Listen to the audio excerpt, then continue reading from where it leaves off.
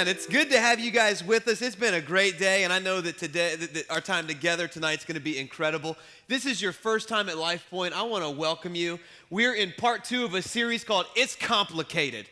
Look at your neighbor right now and just say, it's complicated. Relationships can be so complicated. And so we started last week talking about dating. If you missed it, you got to go online, lifepointnow.com, catch up. And we had an incredible kickoff to this series. Today we're going to talk about love and marriage. Next week, talking about sex. It's going to be honest and biblically based. And so it's going to be an incredible time. And so here's something we're doing this week. We know there's a lot of questions about marriage, and we want to try to get to your questions. And so I'm going to put a phone number up here on the screen, and I want you to just write this somewhere in your notes, okay? And so sometime during our message time, or if you say, hey, I got a question about marriage, you can text these questions in. They're anonymous. And during this week, we're going to address these questions and kind of speak to it, most likely put together a video. And so here's the number, 910-764-6069. 910-764-6069. And so if you've got a question, text it in, and we will address it this week. And it'll be a great way of kind of, getting into the nitty-gritty and the questions that you guys have. And here's the thing.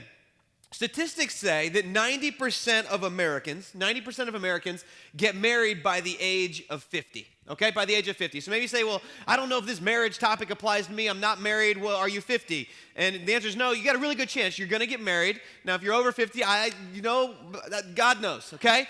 And we're still believing. But here's the thing. While 90% of Americans get married by the age of 50, another statistic says that 40 to 50% of marriages don't make it. And so here's what this tells me. This tells me that we go to the altar, we go to our wedding day with this idea of what marriage is going to be, only to get there and discover that somebody, maybe they sold us something that wasn't true. And suddenly it was like, well, this wasn't what I bargained for. This isn't what I hoped for. And what I believe is there's this idea out there that we're fed. There's this marriage myth that I would like to bust in our time together tonight. And the marriage myth says this, and I want you to write this down. We put the notes together for this series because I think that this series is super important and the notes are powerful to take. So I want you to grab this. You should have got one on the way in. If you didn't, just kind of wave your hand. Our ushers will bring you one. And so here's what I want you to write down. Here's this marriage myth that I believe we get fed. And the myth says this: when it comes to marriage, all you need is love. Right? All you need is love. It sounds good. Sounds good. Makes a great song. Makes a good Valentine. But here's the truth. Here's the truth. A marriage that works takes work. A marriage that works takes work. Right? Dating is easy.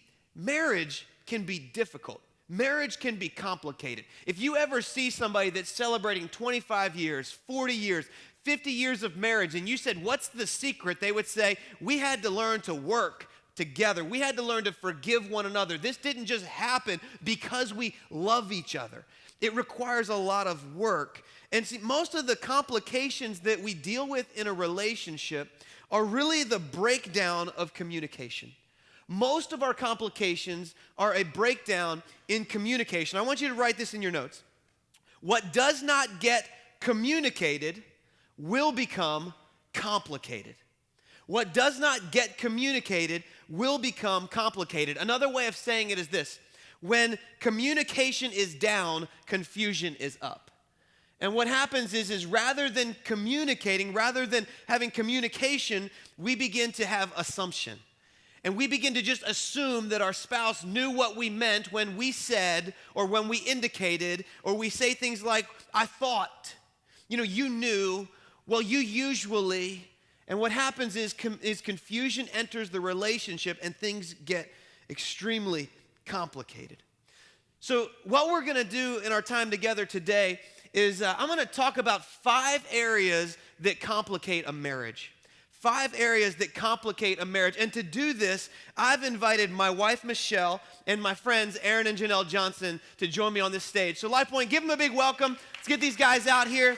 Come and join us. Pull up a chair. Guys, this is my wife. This is Aaron Johnson, his wife, Janelle Johnson. And I wanted Aaron and Janelle to join us because they have an incredible marriage. They're great friends. And I've had a front row seat to see God do just amazing things in their life. And so what we want to do is share just a little bit of the areas that I think are they're pretty generic in the fact that whether you have been married for 10 years, whether you are single and hope to be married, maybe you've been married and you're not married now and you're thinking, I don't know that I ever want to go down that road again. I think that this is things that are going to apply to every single one of our lives. But before we jump into these 5 areas, I thought it'd be good to give just a quick backstory on each of our relationships. So I'll start with my wife, Michelle, give everybody the Cliff's Notes version of our love story and how I swept you off your feet. Yes, you did. Never returned you to the ground. It's been amazing. I don't know. Okay, so we both came from Christian homes, and we went to a Christian college, and that's where we met. So we met our sophomore year of college in 1995. So this August actually will be 20 years that we've known each other. That's a long time. That's over half our life. Over half our life. Big time. Together. So we started dating and we got exclusive really quickly. And I was very immature and naive, and I had a lot of issues going on as far as trust and stuff. So I was very possessive. I was very controlling, and I pretty much lost all of our friends for both of us. Anytime he wanted to go out with the guys, I would turn the tears on and like, oh, you don't love me, you don't want to be with me, and it was really bad. So I don't know how he put up with me. I'm glad you acknowledge that now, honey. Yes. Anything else you want to get off your chest? No, not yet. So we dated for 16 months. We were engaged for 17 months, and then we were married in June of 1998. Look at that. Look at us. She was 14 and I was 15. No, we're not. Just came out of college, but we look at, I admit that. So after we got married, we jumped right into ministry. We did a camp ministry for a while, and then a church in the Charlotte area, he was a youth pastor, dove right into ministry, and that's when the fun started. So the first 8 years and by fun. Yeah, I'm being sarcastic. First 8 years of our marriage were pretty rough. So all of this stuff we're talking about today, we did not do a very good job at it. So anyway, somehow we made it through those 8 years. The past 8 years have been great. We've been married for 16 years. And we have 3 kids. Riley is 13, Kenley is 12, and Emery is 10. That's our story, and we're sticking to it. Johnsons, tell us a little bit about you guys. Yeah, ours is similar. We met at college. Janelle was working at the university, and I was pretending to go to the university. I grew up never going to a church, never attending church, and Janelle grew up in the church. So when I met her, there was something different about her than all the girls I had dated before, and so I was interested and intrigued. And I think she viewed me as a project or a fixer-upper, and so it worked for a little while, and then next thing we knew, it kind of got serious. And then we started making bad decisions. We became roommates, and then I followed her to North Carolina, and then we bought a house together. Then we got engaged. Then we got married. So I was not following Jesus at the time. Like I said, I had never been in a church. So here's a picture of you guys. Wedding bliss. And so, yeah, we made a bunch of bad decisions, and it set us up poorly. Our first year or two of marriage were really rough, and it actually got to a point where Janelle had about enough of it. But now we're doing well, and yeah, we'll get into that a little bit more here in a little bit. But yeah, so that's kind of our story.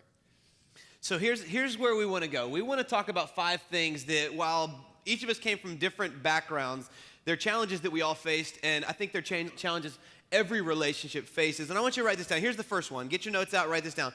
The first area that tends to complicate a marriage is this, and you can't help it. They are expectations. Expectations. You can't help but go into a marriage having expectations, and there's nothing wrong with expectations, but what happens is oftentimes we don't talk about what we are expecting the relationship to be. And so what happens is they become unmet expectations and uncommunicated expectations.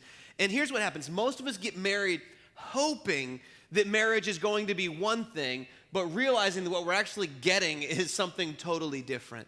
And if you've ever hoped for something that didn't seem to come to pass, you know that it really has a way of hurting you deep at your core. The Bible says it like this in Proverbs 13:12. It says, hope deferred makes the heart sick, but a longing fulfilled is a tree of life. That is, as long as you hope for something and it just keeps on, remaining out of reach. We get married hoping for a great marriage, and 6 months in, it hasn't happened, and a year in, it hasn't happened. We begin to feel this sickness, and we begin to wonder, did I make a big mistake? Have I messed my whole life up? What's going to happen? And oftentimes when we go into marriage with expectations that have never been communicated to our spouse, we're hoping for something that is most likely not going to happen. Here's what I want you to know. It's okay to have expectations, but you just need to talk about them. Write this down. Uncommunicated expectations will lead to great disappointments. Uncommunicated expectations will lead to great disappointments. We have to get comfortable talking about them. And what we realize in our marriage is that there were expectations that we had that we never shared with one another. We just assumed that this is how life was going to work. So we thought we'd talk about just a few of those things together. I'll let you go first, honey. I have a lot of these, and I don't have time to go into all of them. But the biggest one was, so we were dating in college. College is not real life. And so we spent all of our time together. We had classes together. We spent every waking moment pretty much together. And so marriage, you kind of have to get a job and everything. And so he spent time, preparing for the youth ministry and everything. And I quickly realized I was not the center of his universe anymore. So, so I thought everything in our dating life would transfer into our married life. So like last week, you guys heard an awesome poem. Incredible poem, huh? That happened Phenomenal. when we were dating, not when we were married. So just stuff like that, going out on dates, just the romance that goes along with dating. It just kind of ended. So that was one of the expectations that crushed me. And then another one is like when you're dating. How many are you going to share? Just two. Okay. and another. Two. And so another one, when you're dating, you do things together. So I remember sitting listening to him play guitar in these guitar shops. And even though I didn't really like it, I did it anyway. And he would ride horses with me. But then after we got married, he just all of a sudden became allergic to horses. So it's the craziest thing. Yeah. So I stopped listening to you play guitar. That happens. I became allergic to doing the dishes after we got married. So amazing the kind of allergies that happen. It's funny that she says that because we definitely, guys and girls definitely are different. And guys, oftentimes, when we are pursuing a young lady, it's not like we're trying to be deceptive or anything, but, us guys, we are, for ladies, don't think less of us, but we are hunters. And you are the prey. And so if I can, get her attention, and I did. I enjoyed getting around her and horses, and I wore Wranglers and a belt buckle and a hat and boots. I was her rhinestone cowboy, and I still like country music, so that's all legit. And but it got her attention and all that stuff. It was about winning her. And it was never like I'm going to win her and then I'm just going to stop. But in my mind, when we got married, it was kind of like checkmate. I win. She's mine. Like, this is great. I love you. You know that. And anything changes, I'll let you know.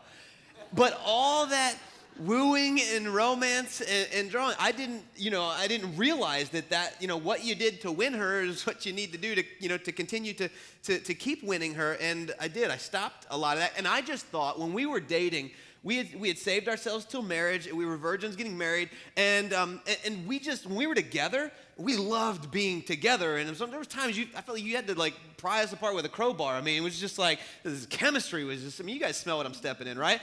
We liked each other a lot.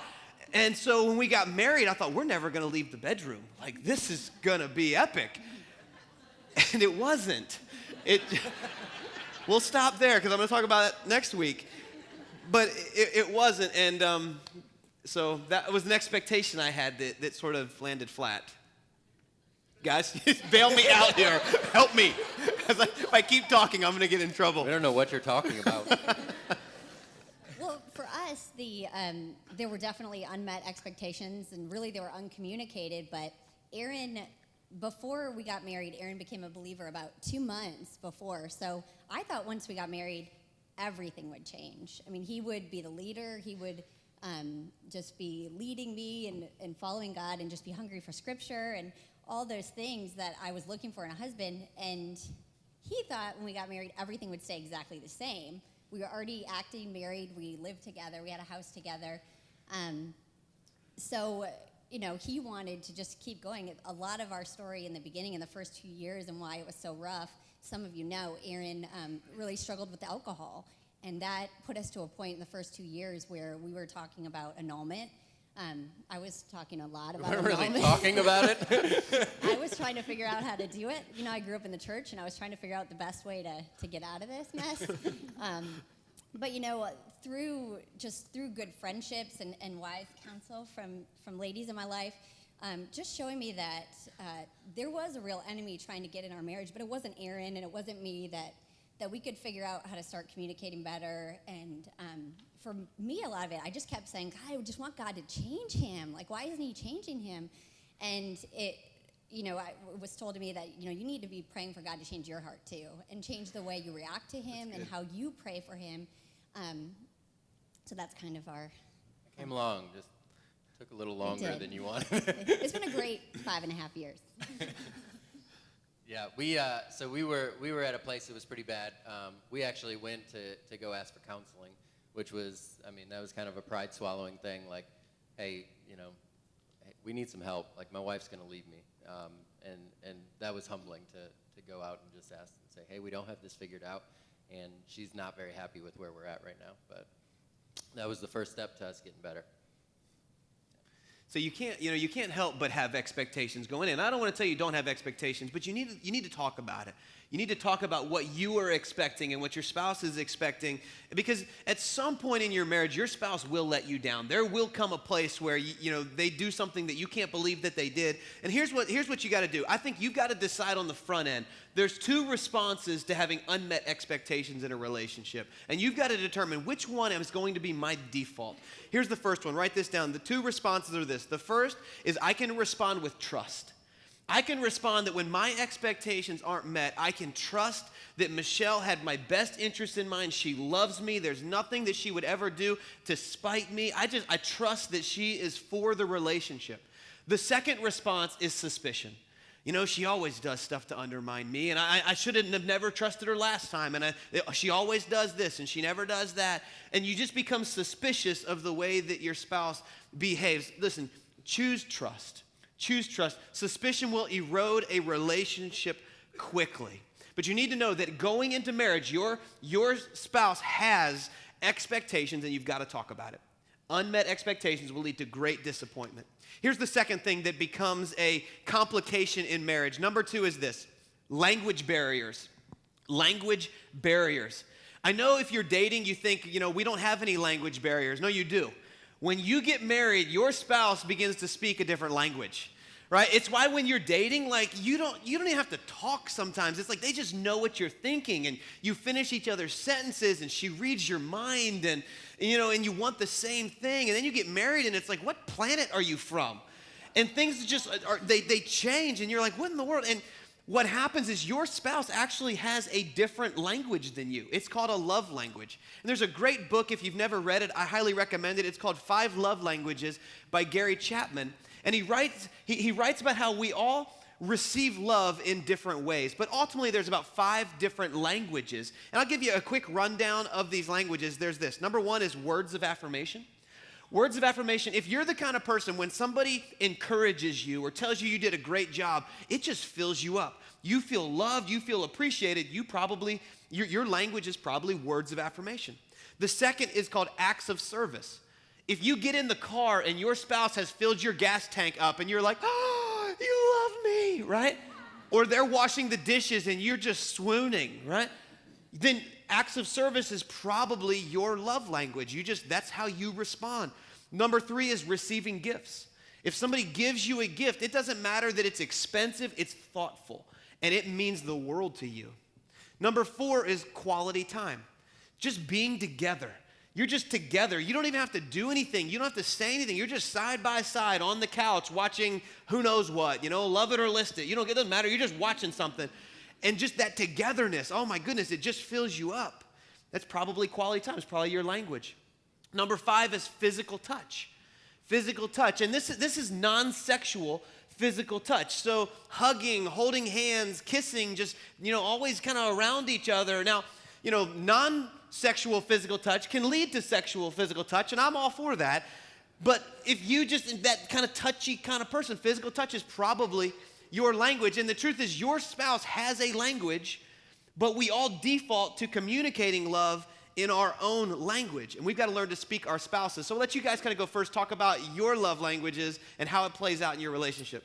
Gifts is like way up here. So I'm like, hey, I appreciate you, so I bought you this thing. And when we got married, Janelle was like, hey, you're not showing me that you really appreciate me, and we're not spending time together and that sort of thing. I'm like, but I just bought you that thing. Like, what? We should be happy. And so that was mine. Physical touch is probably second on my list, and then words of affirmation third. So I would say buy me a gift and tell me I did a good job, and then touch me, and I'll be happy. We're all good. Easy enough. Real easy. I got him socks for Valentine's Day. You can't even believe it. He was so happy. It was like a little pair of socks. For me, it is so far, the others aren't even worth mentioning because it's acts of service. When I get in the car and Aaron has filled it with gas, when I come home from a work trip and the house is clean and laundry's done, that really gets me going. Yeah, so I got clever with these, and I got her a gift of hiring someone to clean the house, which was an act of service for her. Winning. So everyone's Smart a winner. man. He's really smart. Yep. So my number 1 is acts of service. So as a woman, you feel like you are always multitasking. So when I have this list of stuff in my head that I've got to do, and like he steps in and just takes one of them off my plate, it's just, it shows me love. And then number 2 for me is quality time, and then physical touch is my third one.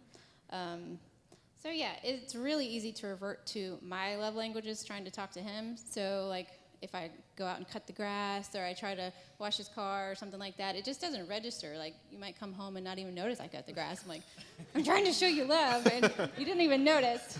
But it's like learning a foreign language, You try and try and try, but it's easy to revert back to your language, and you got to practice. Yeah, so for me, my number 1, my top languages, they're kind of tied, is words of affirmation. So like it means the world to me if she tells me that I look good, or that I did a great job, honey, that message was amazing, or seeing you with the kids, just anything she says, it just pumps me up. And then physical touch is tied right there. So words of affirmation, physical touch, gifts is just under that. I love stuff, but believe it or not, tell me I look good and then touch me, and we're golden here at my house. And so here's how this happens though. So in our house, because that's my default language, I am all the time like, baby, you look hot, good gracious, I've married up so much. And so I tell her this all the time, and in our house, she can't walk by me without like a hug or some love taps or something. So here I am just saying loud and clear, I love you. It just annoys me. So Stop touching me. And so, I just don't think like, oh, I love her so much, I should wash the dishes. Like, I'm just over there, I'm taking my shirt off, washing the dishes, baby. You putting out the vibe, you getting this. I don't think that. I don't see how that can go to where I want to go. But we're different.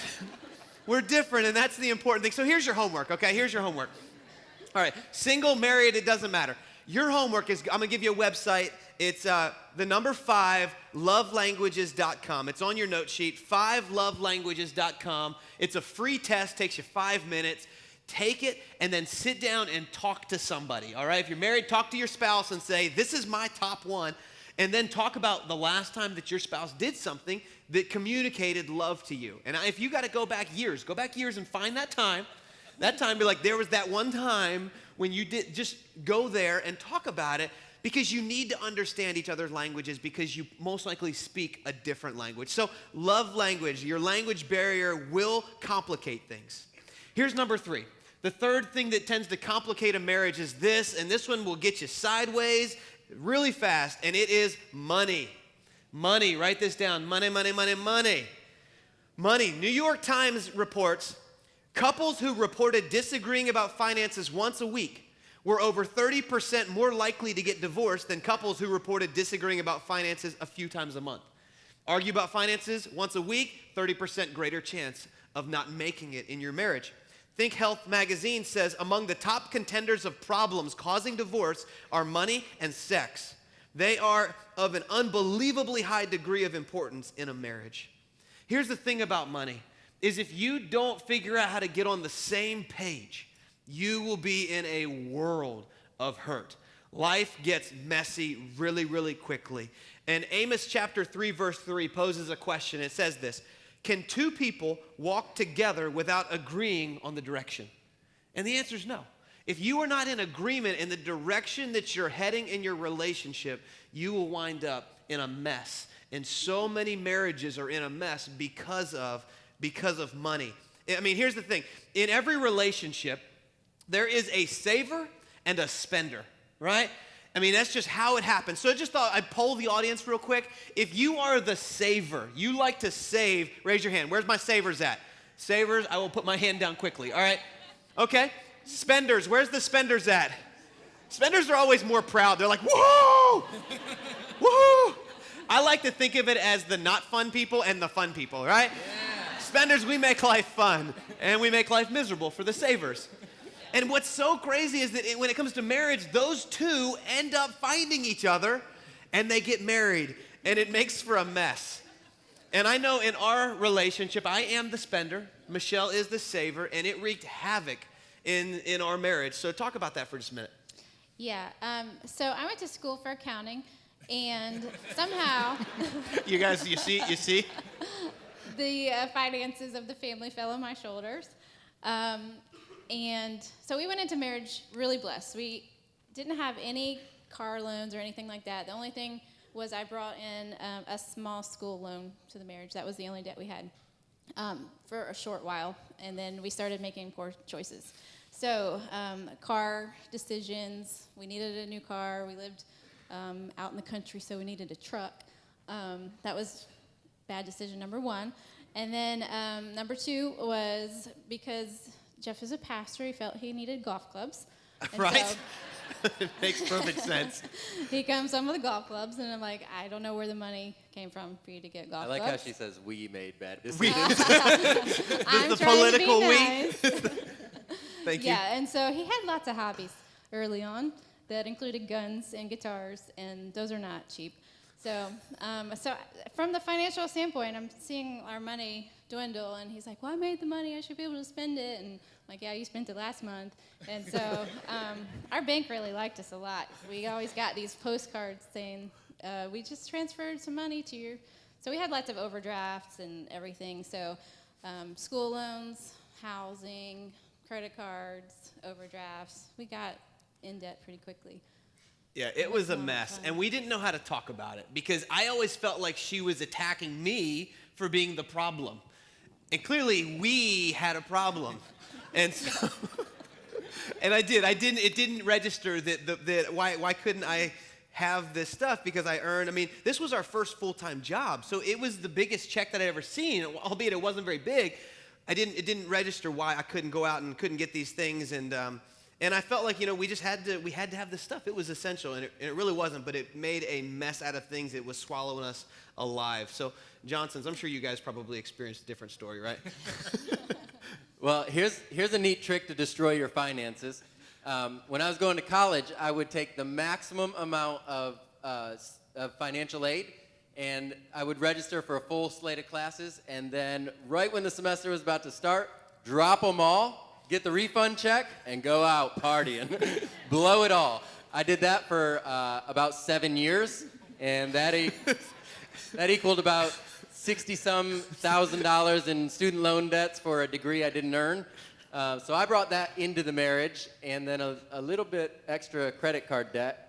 And then, like I said, when we got married, or right before actually, we bought a house. We felt like we needed that whole thing furnished and everything. We didn't have any money to do it, so we just put it all on credit, and we paid for that decision for a long time. So all that to say, we ended up with over $100,000 between student loans and consumer debt, and that's a stressful place to be, and we really felt the weight of that. Yeah, it was really ugly. And I, being the saver, got mad before he did and saying, we need to stop, this is crazy. I mean, we're never it's gonna take a long time to make enough to pay it off. So I was nagging him and trying to control the way he handled money, and on his end, I wasn't giving him the why. Like, I wasn't telling him that I was starting to dream about our family, and I was starting to think about our future and trips and things I wanted to do without this debt around our neck. So, long story short, it took a while to get out of it, but we're out of that debt.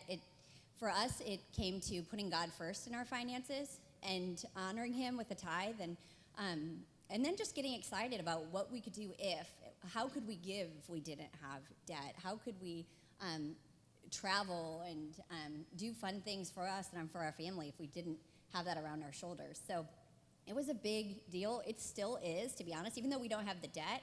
Now it becomes, as the saver, I'm like, let's pay off our house. Let's just get this done. Yay! He's not so excited about it. So it's coming to a middle place and reassessing our priorities on a regular basis. And, for him, he doesn't share the same urgency as I do of getting out of the house debt. So he has his own little side something to buy himself gifts. That's weird. You got to explain what a side We something. call it a side hustle. Side hustle. Got to have a hustle. A little side job. I found but- another way to make money outside of our budget so that we could just blow the money on whatever we wanted. How about that? So that satisfies a lot of fights and It does. gets his gifts. And he buys me gifts too, which is nice. There we go. So, and I'll say, as we, I told you, or Janelle said that I started following Christ like right before we got married. So the tithing thing was a ways off for us. I mean, I was like, that's crazy. We're in debt. That's not even attainable. And it took a while of us getting plugged into the church before we decided to take that step. We started hearing more about it. But really, that was a huge thing for us because not only were we then honoring God and like being obedient to Scripture, but it started breaking greed inside of us that we didn't know was there. Like Janelle likes to hold on to money and just save it and not let it go. And that's one form of selfishness. And then the other, for me, I just wanted to spend it on me. And that's another form of selfishness. And I felt like when we started tithing, it was both of us kind of releasing what we had and just saying, God, it's yours, and we'll do what you want with it. But I think that changed everything when we started having conversations. So that was a big step for us. I know when it comes to money for us, we just felt like we were in slavery. We felt like that, we couldn't dream. We couldn't go on vacation. We couldn't even think about the things that we wanted to do because of the mess that we had. And, we realized the Bible speaks about this tremendously. I mean, Jesus said in Matthew 6:24, no one can serve two masters. Either you will hate the one and love the other, or you'll be devoted to the one and despise the other. And then watch this. He says you cannot serve both God and what? What's it say? God and money. You would think he would say you can't serve God and Satan, right? That seems to make sense. But God and money, and we realize that, in our hearts, there is a throne big enough for one. And we have to decide who's going to sit on the throne of our life. And because money had been just such a driving factor in our life, we felt like we were in bondage. We felt like we were slaves. And most of the people I talked to, ourselves included, felt like the problem with money was that we didn't make enough. If we could just make more money, this wouldn't be a problem anymore. But the truth was, it wasn't that we didn't make enough. It's that we spent so much before we ever made it that we were constantly trying to dig ourselves out of the hole that we were in. And so I can promise you this. Listen, your marriage will instantly improve when you decide to get on the same page. You don't have to get out of debt to begin to find harmony in your marriage. You just have to get on the same page. You got to get to where you have the same goals, the same purpose, the same priorities. We sat down one time with a financial advisor, and he sat there and he looked at all of our numbers and our budget and everything and began to ask us a lot of questions. And he said, listen, if you guys are serious, you can get out of this consumer debt, this hole that you've gotten into in 24 months. And we got serious. Something in me snapped, and our marriage instantly improved, and we started paying off debt and, just started, really attacking it. And 18 months later, we got out of all of the consumer and the financial and the what in the world were we thinking debt to where we really just began tackling after the house. And it brought so much freedom in our life. And I want you to know, as a church, we're committed to helping you. We're committed to walking with our church through this because this is something that really had the opportunity to destroy our marriage. And so we dedicate an entire series every year to talking about finances. What does the Bible say? We also put together what we call our 90-day tithe challenge. You heard Aaron Janelle talk about tithing, and so many people say, I would love to do that, but I physically can't. It's just not possible. And I would say you don't know what God is capable of until you put him first. And there's a card on the seat back in front of you that says 90-day tithe challenge. I would triple dog dare you, if you've never trusted God with the tithe, to take 90-day challenge and just see what God can do. That's my challenge to you. And then the third thing is this. We have a monthly class, a financial freedom class. There's one coming up this Thursday. It is free, but the space is limited, and we sit down and we walk you through financial goals and budgets and begin to teach you. Here's what the Bible says, because we want you to win. We want you to have a great marriage. We want you to be able to do things with money that God wants you to do. And we don't want it to destroy your relationship, because it will. Money will rip you to shreds if you let it. It has a tendency of complicating things. Here's number 4. Let's talk about number 4. Number 4 area that tends to complicate a relationship is this: kids. Kids, them children's, right? Kids. And we know the Bible says, Psalm 127:3, children are a gift from the Lord. They are a reward from him. Like, kids are a blessing. We know that they're a gift. And oftentimes you're like, but can I return them, right? And you're like, no, you can't. You can't re-gift them either. They are yours. They are your blessing. Right? But they can also be a challenge at times. They do add a stress. And Proverbs 22:6 says that we need to train up a child in the way he should go. My emphasis on the word go. And when he is old, he will not depart from it. As a parent, we have the responsibility of raising kids that are going to leave the house someday and hopefully be contributors to the world, to society. And listen, while kids are a blessing, let me just say, they don't make life any easier. All right, nobody has said, man, when we had kids, life just got easy. It gets complicated, and we've got to be very intentional about keeping our priorities in line, because in default mode, everything becomes about the kids. I mean, I know we experienced it in our relationship. Yeah, so when all the other things on the list are out of whack and then you add kids to the mix, it just gets all kinds of messed up and confused. So we started having kids a couple years into our marriage, and a couple years into that 8 years of not so good marriage. And so I was not in a good place spiritually or emotionally. And so adding kids into the mix just kind of sent me into a tailspin. We were at a new church. I had 3 kids, 3 years old and younger, and he had just started a new job and poured himself into the job, so he was gone all day and sometimes all night. So I would be at home with the kids all by myself. And at this point, I should have realized one of the best things I could have done for myself was to get into a small group and get around people that could encourage me and be there for me. Instead, I isolated myself. I stayed home and did all the work around the house that I needed to do, fixed dinner, and sometimes he wouldn't come home for dinner. He would have to work late. And so that just set us into a tailspin of more awful marriage. And so I would argue and fight. We would fight all the time about just, where are you? Why can't you help with the kids? And I've done this. And I would just be an exhausted mess. So finally, after moving here, we kind of got our priorities in order as far as God first, us second, kids third. And we started going on date nights and putting our marriage ahead of the kids, because, you know, when you have kids, you tend to pour yourself into the kids and kind of neglect your spouse. That's what we did anyway. And then as your kids get older, they want to start doing sports. And so, of course, they want to do every sport in the world. The Cub Scouts come to the school, like, try to get them to sign up for Cub Scouts, and then they want to play baseball and all these things. And so as a parent, you can get overwhelmed with that, too, as far as your schedules and running kids here and there. And so what we decided early on is you're not going to play 5 sports. You can pick one this season, and that's it. And that's kind of helped manage our time more wisely with our kids. Yeah, it's so easy to just make everything about the kid because, I mean, goodness, they're your kid and you got to keep them alive. And so you put the marriage on the back burner because, hey, we're married, right? We love each other. We're good. But what happens is oftentimes you pour yourself into the kid and then, 18, 20 some years later when the kid leaves the house, you look at your spouse and it's kind of like, who are you again? And that's why you see so many couples that just begin to part ways after the kids move out. And here's something that I want you to know. Your kids will learn what is most important in life by watching you. And so if you want them to know that a marriage is important, you've got to model that for them. The greatest gift you're going to give your kids is the picture of a healthy marriage. Guys, your daughter's going to grow up to look for a guy that is a lot like dad. That should be one of the most humbling things you hear all day. Like, we've got to model this well. And so we had to figure out, how do we go out on dates? How do we find time when the kids are little? We got to get a sitter and we've got to go out because it matters. And so, now that our kids are older, we don't need sitters. And so they just know Tuesday night is date night. Like, we throw some, fish sticks in the oven and some mac and cheese, and you guys are going to eat that, and we're going out.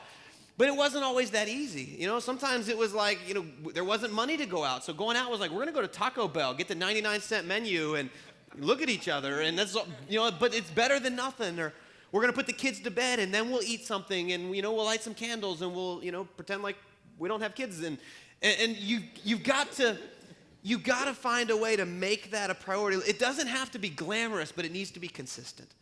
And you've got to make that a priority. Otherwise, you're going to find that you drift apart. Well, kids are a blessing, but they can become stressful. So you guys talk to us about your journey. Not so much kids. Kid. Kid. So our story is a little bit different. When we started trying to have kids, our marriage was actually in a really healthy spot. Our finances, we were out of debt. We were in a good place. But the struggle to have Ava became real for us. We did, a lot of year of trying and finding out we couldn't conceive on our own. And so did multiple cycles of IVF and had a lot of heartbreak and a lot of loss in that process. But really it caused us to grow closer to each other. We did have a daughter. Ava Grace is 3 years old now. There she is. There she is. She's a lot of fun. I like that it says it's complicated underneath Ava. That's great. You've met her. She is a little bit complex. But it is easy to revolve around, even though we just have the one. She does become a little bit of a center of the household and her needs, especially when she was little. But for us, our situation, I travel for work on a regular basis, about weekly. So it's trying to balance when I am home, that quality time with Aaron, the time with Ava, and the time as a family, and forget having alone time. I gotta do that when I'm traveling. But I think as a mom, it especially is hard because you can pour so much into your child and love them so easily. No matter how rotten she is that day, I love her so much, and I just can't even stop looking at her, even when she's in the corner pouting. But Aaron, when he's having a day. When he's in the corner pouting. When he's in the corner pouting, it's hard to love him. And it has to be like something I think through and still want to serve him and be kind to him. I mean, I'm not always good at this. This is like confession time. That one off day I have a year. Yeah. No. We call him the thermometer in the house. So Daddy's having a bad day. Everybody's having a bad day. But it is a lot. But we do think about and talk about our future and just how important it is for Ava to see us spending time together. And even if it is Taco Bell, that's our go-to Valentine's date night for. Sometimes you guys just run for the border. You do.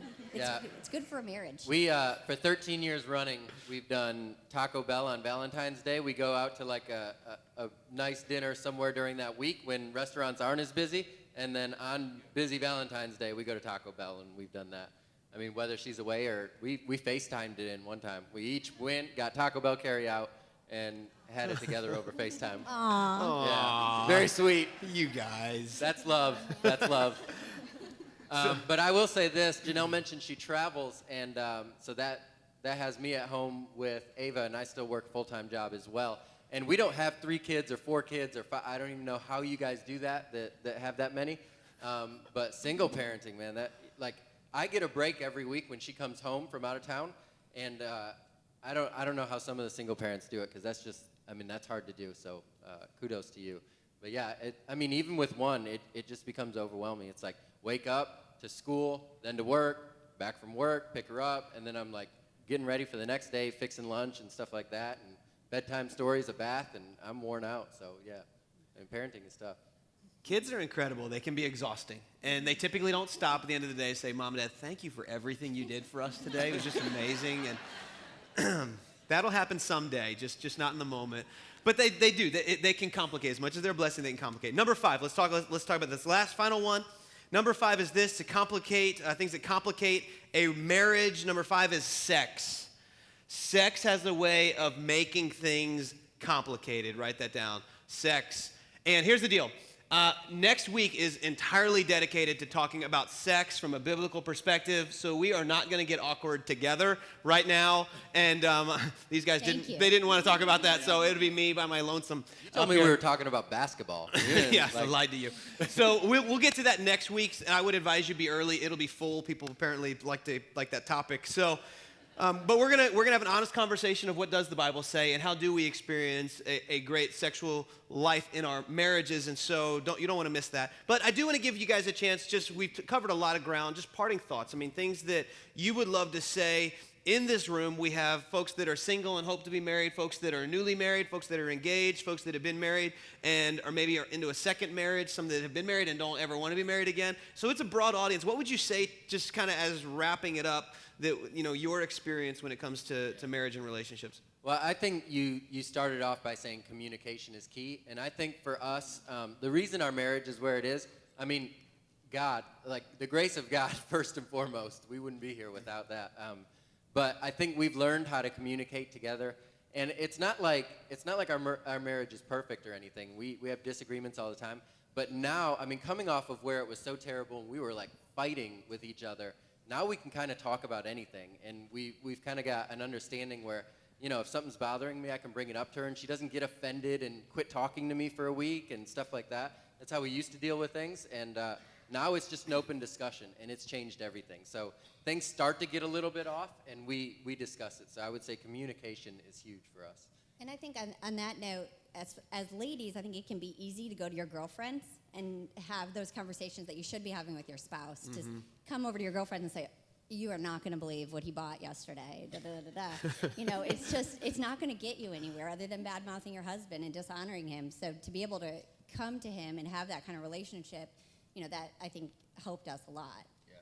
And then the other thing I would say is, even on days where you're kind of, you and your spouse are kind of having it out a little bit, if you pray for your spouse on a daily basis, it makes it hard to fight with them. Like, after you prayed for them in the morning, you don't come out and like, that's good. I mean, it's, it just kind of changes your perspective right off the get-go at the beginning of your day. So, how about you, honey?